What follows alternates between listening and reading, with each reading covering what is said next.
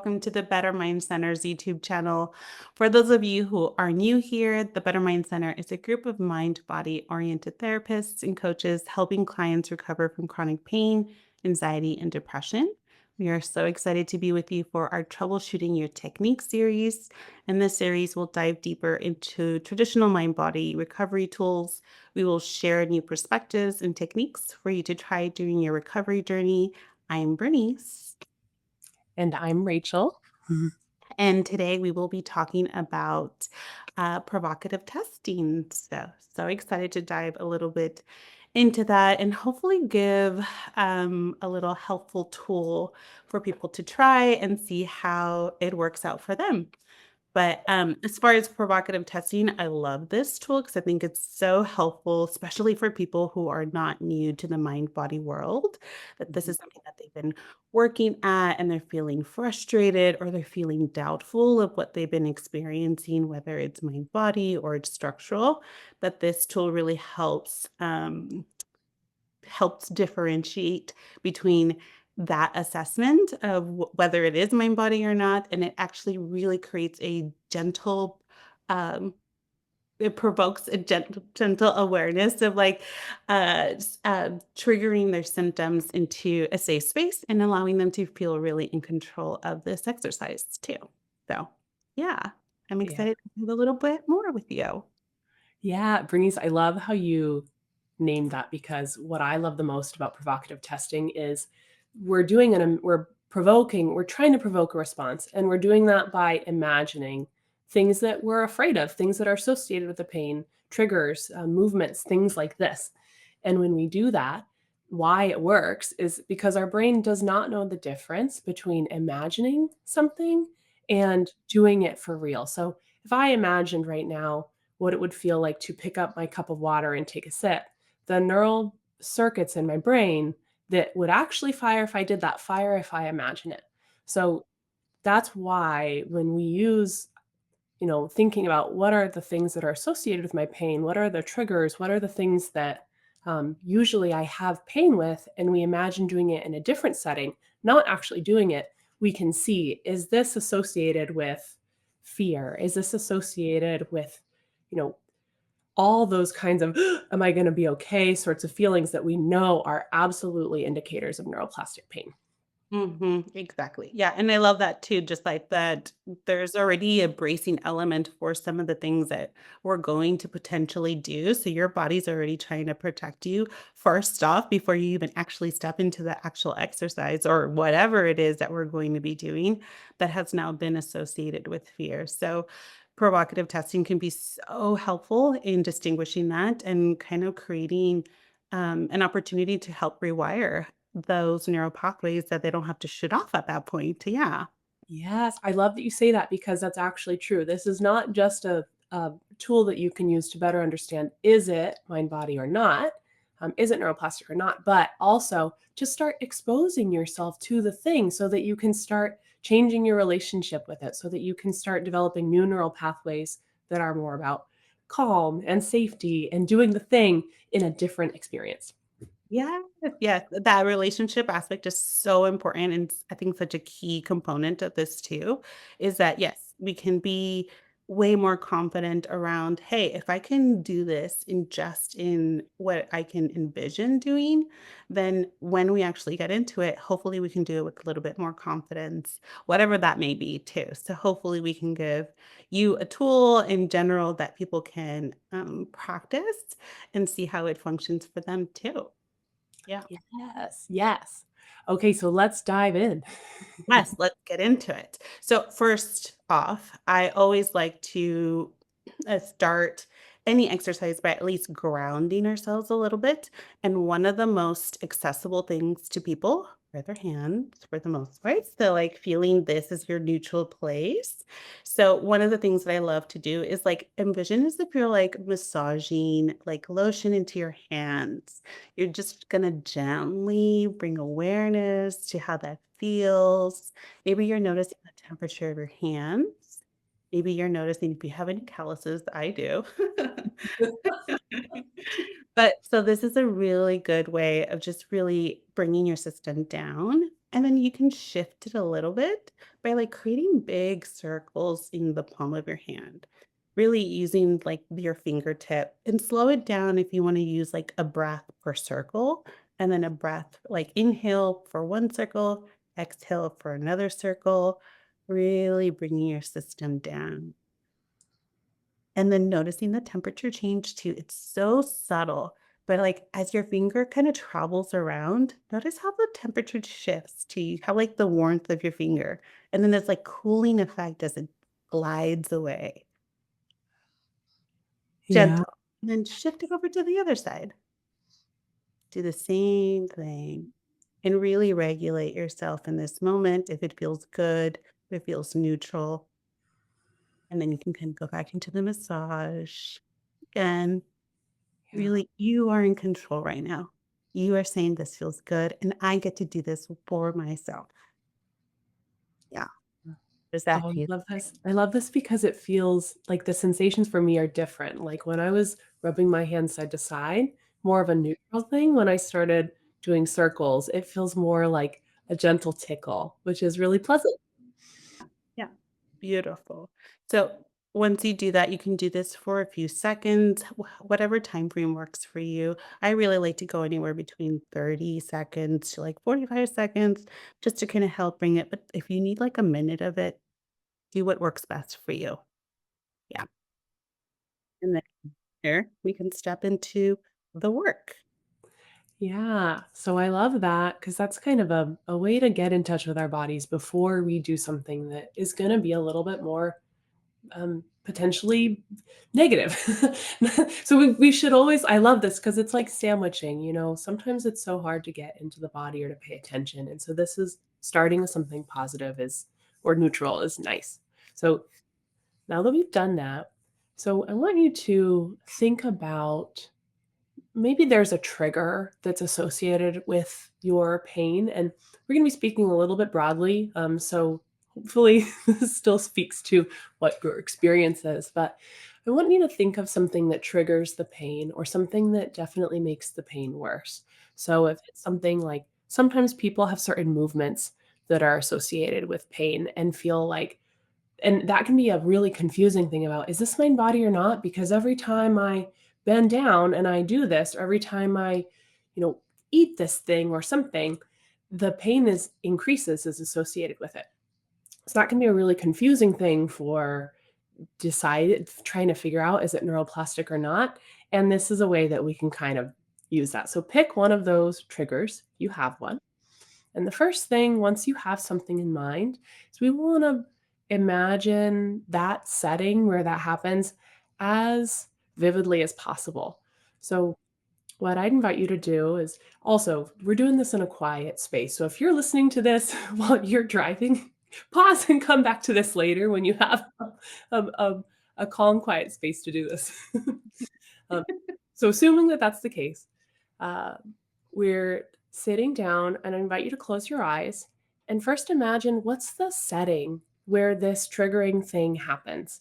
So if you're say it happens at the gym, I want you to imagine what does the gym look like? Or if this happens when I'm in my kitchen, when I've been, you know, and I do this. So picture the location where this is and take a moment to just notice what you see there, what things are around you.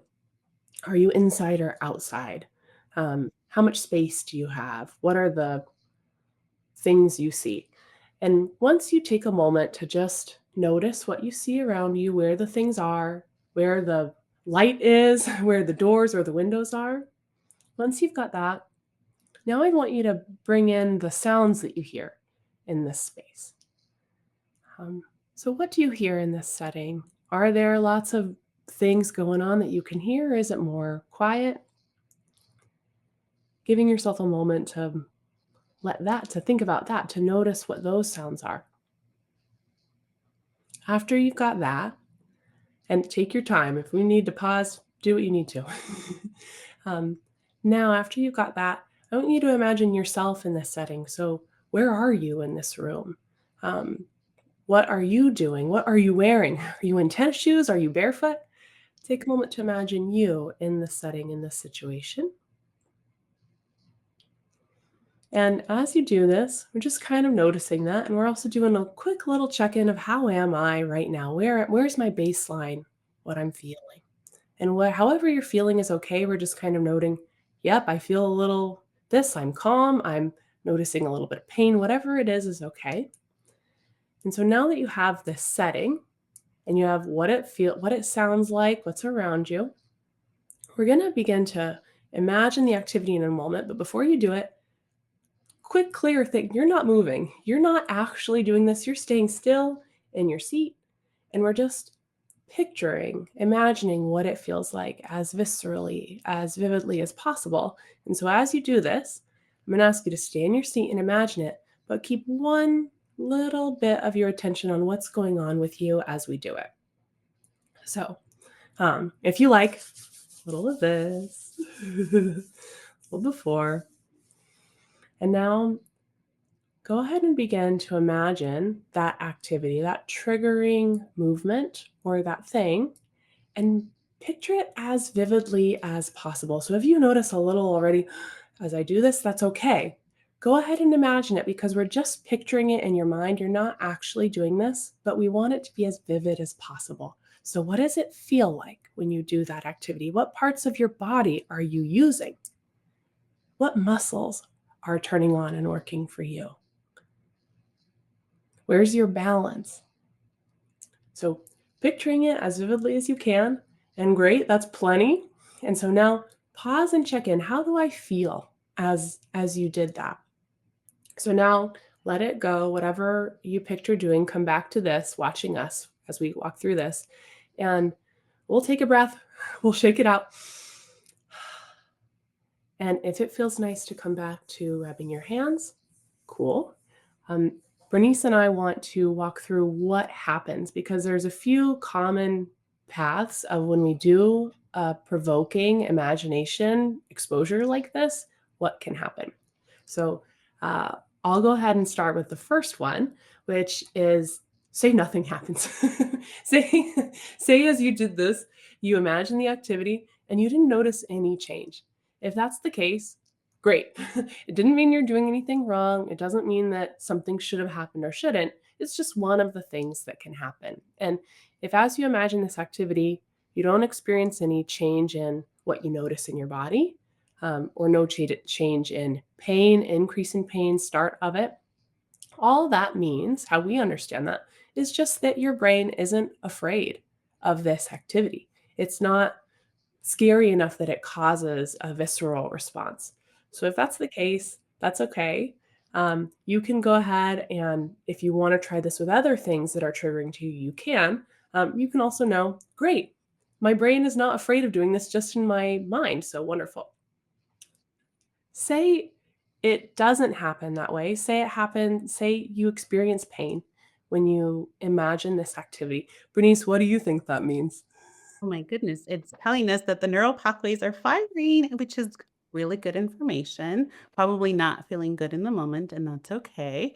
But it's still really good information around, hey, this feels like a threat. And your body is really trying to say, this feels scary. This is something that I don't want to do. Right. So, like, pain is a danger signal. So, this is a really good information that those neural pathways are firing when there is no danger here, like you doing the activity, being in this gym setting, for this example, like, or any place that you envision yourself is not where there is a threat there. But the belief that it is a threat to step into the activity or behavior that you're trying to provoke, which is really good information. So, Yes, yes, exactly. I love that you said there's not actually a threat there because that's why we do it in this setting. We don't want you to actually move. We just want to see if when you imagine doing it and those neural pathways fire, do you have a response that's under the pain umbrella, the fear, the anxiety or nervous umbrella? Because that means that if you don't do it, but you have any response there that is like pain, guess what? It's not about your body. It's about your brain. mhm, So if you experience pain when you did this, no, that's confirming this is neuroplastic, which yes. means great, we can treat it, which means that you're safe, you're okay. Yeah. So if that happens to you, Wow, cool. How powerful is it that just imagining something can cause that response? What we would say is go back to the beginning of imagining this, but this time put a smile on your face. Put a little smile that's like, wow, the mind is powerful. The brain is powerful. And let's practice doing it again, but this time knowing this is your brain. The pain and the discomfort that you experience is coming from your brain. So watch it with calm. Watch it knowing you're okay. And as you do it, see if you can bring a little bit of lightness, a little bit of wow factor. And what often happens when we do that, again, with that trying again, is that response gets smaller. It, it's not as big, it's not as painful, which is wonderful because that means that you are changing the neural pathways in your brain. You're starting to develop positive neural circuits with this that teach you that it's safe to do it, that it doesn't have to be associated with threat. Yeah, I love that. And even if you can step into it again with a little bit of this curiosity and confidence, borrow some of our confidence because we're telling you right now, like, wow, this is really great information. And so stepping back into this exercise from this place of like, oh my God, my brain is really powerful. It loves to give me this information that it doesn't need to give. So let's step right back into it. And try again and see if we can have, like just like you mentioned, a lessened response of fear or even in however it is that our body is responding to the image of us doing an activity or behavior. Yes, yes, I love it. So the last way that somehow that what can often happen when we do exercises like this is if there's no pain and there's no response, sometimes it can create an agitation or a nervousness or a fear response or anxiety. So if as you imagine doing that, you noticed, your heart rate increasing a little bit, some tension happening a little bit, even just that kind of that bracing feeling, just imagining that activity brought on a little bit of like, "Oh, no, this could be I don't wanna do this, I'm afraid of this." And sometimes it doesn't feel exactly like fear because it's a weird we're, like, imagining something, it's weird, but if you notice any of those kind of I'm not comfortable here doing this. That is a very good indicator that you would also benefit from this, that this is there's a neuroplastic and a threat component to Mhm. this. So you notice that. What I would say to you is remind yourself you are in your chair. You did not get up and actually do this activity. So, this is a great first step in the exposure process of saying, wait, I'm not actually doing this. I'm just practicing imagining doing this. And so I'm safe right now. So I can imagine this knowing I'm okay, knowing that there's nothing, I'm not putting myself at any risk. And so as you imagine it, give yourself a little, I can do this. And as you practice, do the same thing. Practice it again, knowing you're safe, knowing you're calm. Play with anything that feels comforting or regulating or reassuring to you. And then try again and see if you can bring that fear response down a notch as you do it. If you do, know that again, you are helping retrain the neural circuits associated with this, and you're helping teach your brain that it's safe. Yes, exactly. And I love what you just mentioned too, just like in the reminder of that it can be there's a component of it that our emotions can also play such a significant role in what we're experiencing. So yes, we can use the same tool for that purpose too. So even regulating our nervous system and coexisting with these emotions that we don't have to fear. We're humans. We're going to have all sorts of emotional responses. But this one, either whether it be fear, whether it be anxiety, it doesn't have to be the thing that consumes you and takes so much power over what it is that you do or don't do for yourself. So we want to be able to give you power back. And I'm hoping that this tool in general really provides that, like, it really gives you the opportunity to take control back and be like, "Hey, I can do this for myself, and I can step back into it and really, rewire the way that I feel about whether it's this emotion or this behavior that I get to do from sitting in my chair in a comfortable place and really trying to really trigger and provoke that symptom response." So, yeah. Yeah. I love that you say that because it's so true and it's so empowering when, when we experience responses like this, sometimes it's like, "Oh my gosh, whoa," and it's kind of unsettling, but we're doing this on purpose. We're doing it on purpose because we want to see what happens. We wanna see how does my brain automatically respond to things like this? And then if we get to be in charge of that, then and we get to watch what happens, we get to say, "Oh, how can I do this in a way that feels the best to me?" That feels supported and feels like, "Okay, I can do this." And we just say, "Yeah, you're doing something challenging. It's hard work." It's like if someone imagined being in front of, like, public speaking and they didn't have any kinda something, you'd be like, "Do you not get scared?" You're so it's okay, and I always like to laugh with it and kind of just notice, wow, how powerful and how much do we feel around this? It's kind of amazing. Yeah, yeah, exactly. And like the other thing that comes to mind too is, yes, how powerful our brains are at creating so much of whether it be the symptom or an emotion around something that we get to decipher whether or not we want to step into. Just kind of in an assessment piece all the time that our brains are scanning for. And somehow we have created this a conditioned response around a behavior. But the other thing too is that the more that we get to practice this and like provoke the symptom to come on, regulate our nervous system, again, it actually lessens the intensity of how much you will be feeling it.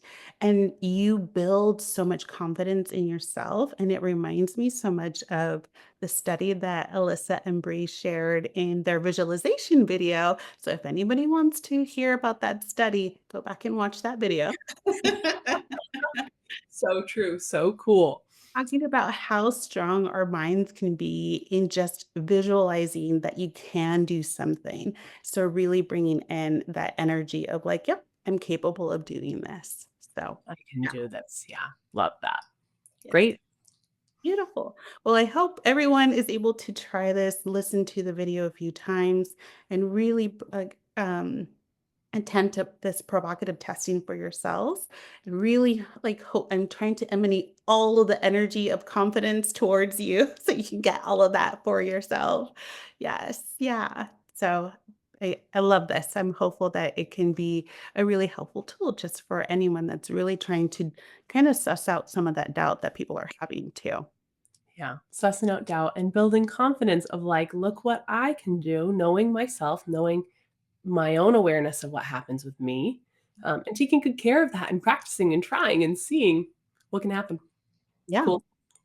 I love it. All right. Well, thank you everyone for being here with us. And if you are looking for one-on-one support or would like to stay connected, please reach us at bettermindcenter.com or on Instagram at better.with.christy on Instagram, or subscribe to our channel to watch other videos. And don't forget to like this video. Thank you so much. All right. Bye. Bye.